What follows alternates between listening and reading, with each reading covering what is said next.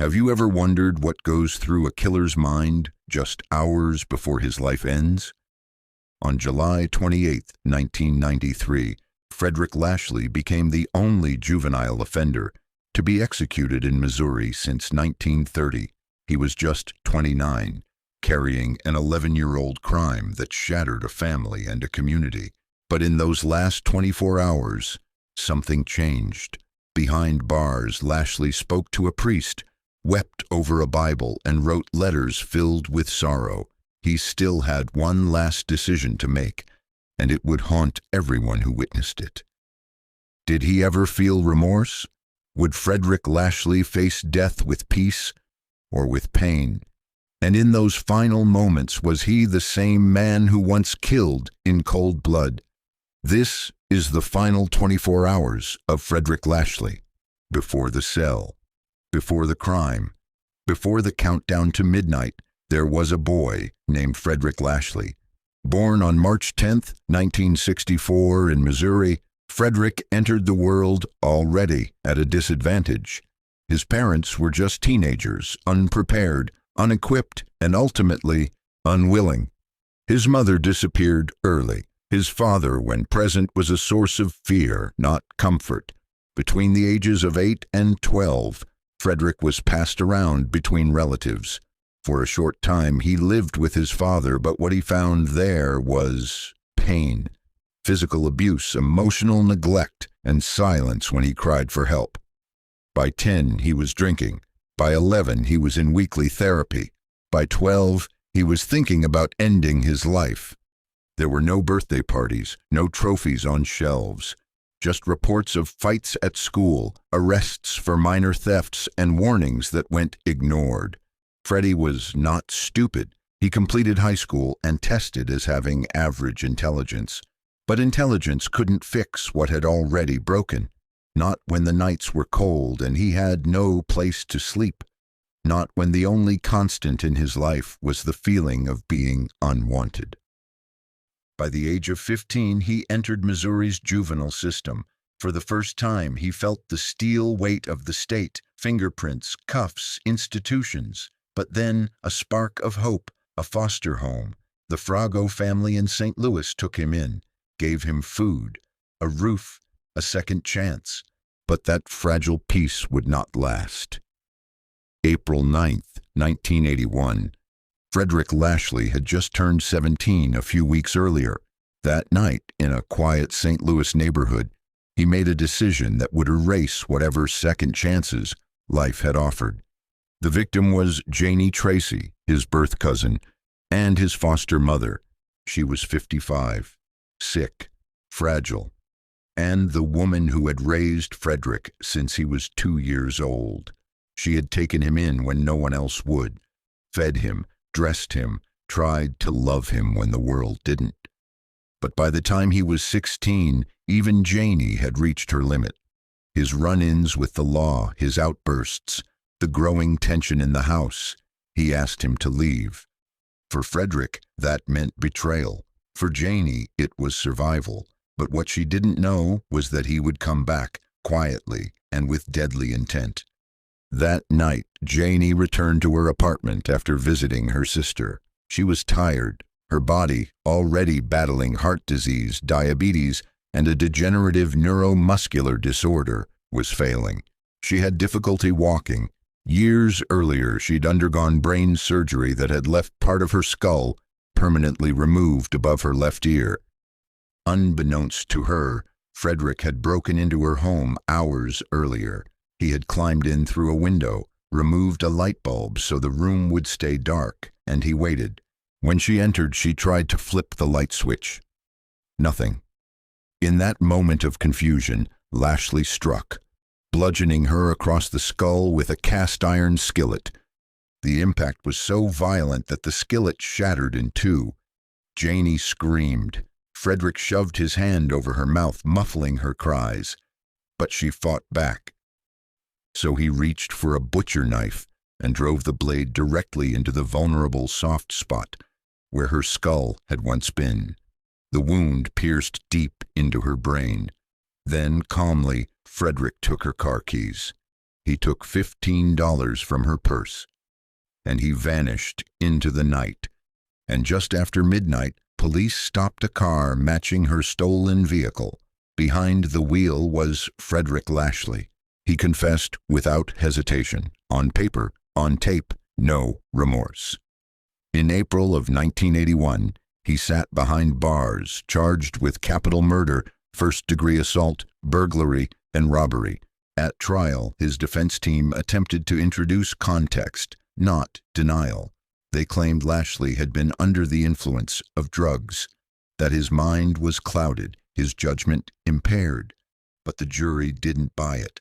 Less than a year after the crime, in January of 1982, a St. Louis Circuit Court jury found him guilty on all counts, and the jury unanimously recommended the death penalty for Frederick Lashley. He was just 18 at sentencing. Then came April 26, 1982, a cold, heavy day inside the courtroom. Judge Michael F. Godfrey sat in silence before speaking the words that would place Lashley on Missouri's death row. But ultimately, he followed the law, and the law said Frederick Lashley would die. That day, Lashley became the youngest person on Missouri's death row. He was transferred to Potosi Correctional Center, a new number, a cell, a countdown. But what no one knew at the time was this: Lashley's case would soon become a national legal debate, because Lashley, like several others in America, had committed murder as a juvenile before turning 18. At the time, it was legal, but the moral debate was growing louder. But the law was clear, and now the countdown was set.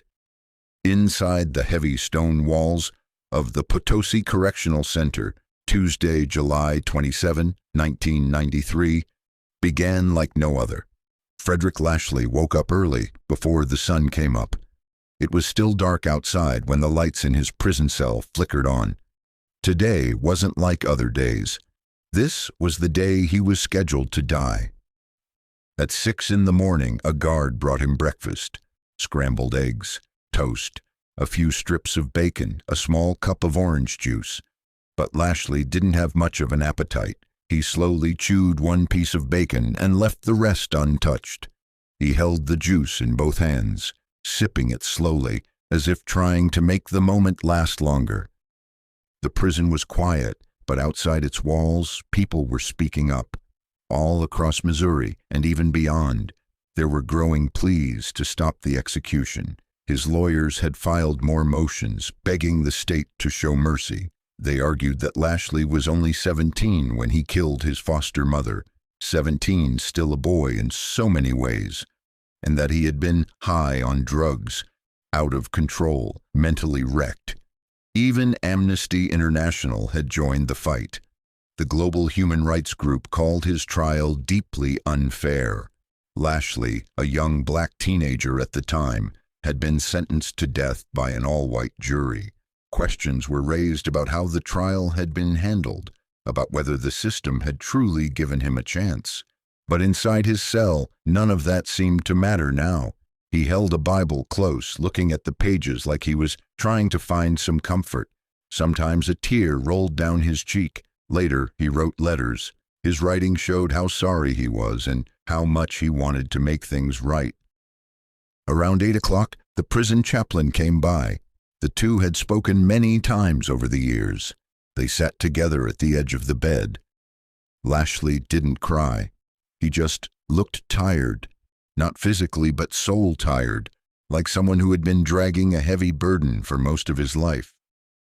Afterward, he asked for a hot shower. The guards granted it. The water ran warm for a while, and Lashley stood beneath it longer than usual. He dried off, got dressed in clean clothes, and returned to his bunk. The room smelled of soap and damp cotton. He didn't say much. At 10:30, a nurse checked in. She asked if he understood what was going to happen that night. He gave a slow nod. His face didn't change, but you could tell he knew. Soon another tray of food arrived: pork chops, sweet potatoes, some milk. He picked at the plate, eating only a little. When asked if he'd like anything else, he just said he'd wait for his final meal later in the day. By late morning, Lashley lay back down on the thin mattress. His eyes didn't close, but he stayed still. He wasn't sleeping. He was just waiting. The hallway outside remained quiet, and the sound of the ticking wall clock became the only rhythm in the room. Outside, people were still fighting to save him, but inside, the hours kept moving forward. As the day moved into afternoon, the air around Frederick Lashley's cell grew heavier. Time wasn't just passing, it was running out. After lunch, his legal team arrived. They brought with them the final updates, the last pieces of hope. But when the lawyers met with Lashley, the news wasn't good. The petition for clemency had reached Governor Mel Carnahan's desk, and earlier that day, the governor had made his decision. After reviewing the evidence, the trial, and the appeals, Carnahan issued a short but final statement. "I find nothing to justify setting aside the result of the verdict of the jury and the subsequent judicial proceedings." For Lashley, that was it. No more appeals, no second chances. The door was officially closed. Inside the prison, Lashley took the news quietly. Those who spoke to him said he looked like a man who had already made peace with his fate. That afternoon, Lashley made a few final requests. He asked that his wristwatch and a simple ring be given to his sister. It wasn't much, but they were the last things he could leave behind. He also told officials that he had no anger. He said he held no grudge against the people who would carry out the execution. They were just doing their job. He understood that. Around 3 o'clock, Lashley received visitors, his parents, and 5 other close relatives. The room was quiet, somber. There were no emotional outbursts, just a lot of quiet looks, maybe some shared memories, a few final words, and the deep, aching silence of goodbye. He asked one thing of them, not to watch him die. He didn't want his family to be there in the execution chamber that night. It wasn't how he wanted to be remembered. By the time the sun began dipping in the sky outside the prison walls, the day felt nearly over. There was no drama, no shouting, just a slow fade toward the inevitable. Frederick Lashley was now only hours from death, and for the first time all day, everything around him stood still. As night fell over the Potosi Correctional Center, the lights inside remained harsh and constant. But in Frederick Lashley's cell, time seemed to soften. The rush and noise of the day had passed. Now only the final hours remained. When asked what he wanted for his final meal, Lashley gave no preference. Instead, he quietly accepted the standard prison dinner. It was a simple tray: chicken noodle casserole, boiled cabbage, lima beans, salad, a serving of Jell-O, and a glass of iced tea. He ate in silence, not quickly, not slowly. After his final meal, the routine began. Outside his cell, others were still trying. The Missouri Capital Punishment Resource Center, a group dedicated to defending death row inmates, made one final attempt to stop the execution. Their argument was blunt. Lashley had never truly been given a fair shot. One of the lawyers, Robert C. Babione, released a late statement. He said that while all legal paths had now been exhausted, the truth was clear. There is no remedy for the initial failure to present and explain the facts which were there. But inside the prison walls, those legal efforts no longer reached Lashley. As the clock ticked into the evening, a final medical check was performed. It was routine. They had to make sure he was fit enough, healthy enough to be executed. It's a part of the process that few talk about. He had to be well enough to die. He passed the check without resistance. Lashley moved through these final procedures with quiet acceptance, not with joy, not even with fear. Just a heavy stillness, like a man carrying a weight he had long since stopped trying to drop. He changed into a clean uniform, a plain shirt and pants, and waited. The staff around him kept their movements calm but rehearsed. For them, this was procedure, and Frederick waited. Before midnight, the quiet routine inside Potosi Correctional Center turned into finality. Frederick Lashley was led out of his holding cell. The process was calm, routine. No words were exchanged as he was taken down the final hallway at the Potosi Correctional Center. The execution chamber was sterile and cold, with white walls and fluorescent lights that made everything look too real. Inside waited a gurney, prepared in advance. Lashley was guided onto it. His arms and legs were strapped down carefully, methodically. 6 restraints, one across the chest, another over each limb. The kind of attention to detail you'd find in a hospital. But this wasn't healing. A curtain separated him from the observation room, where a small group of official witnesses watched in silence. Some from law enforcement, some from legal offices, victims' family, and a few members of the public. But none of Frederick's family were there. He had asked that they stay away. He didn't want them to see this. At 12:02 a.m., the signal was given. From behind a wall, out of his sight, a technician began pushing the drugs through a set of tubes already connected to a vein in Lashley's arm.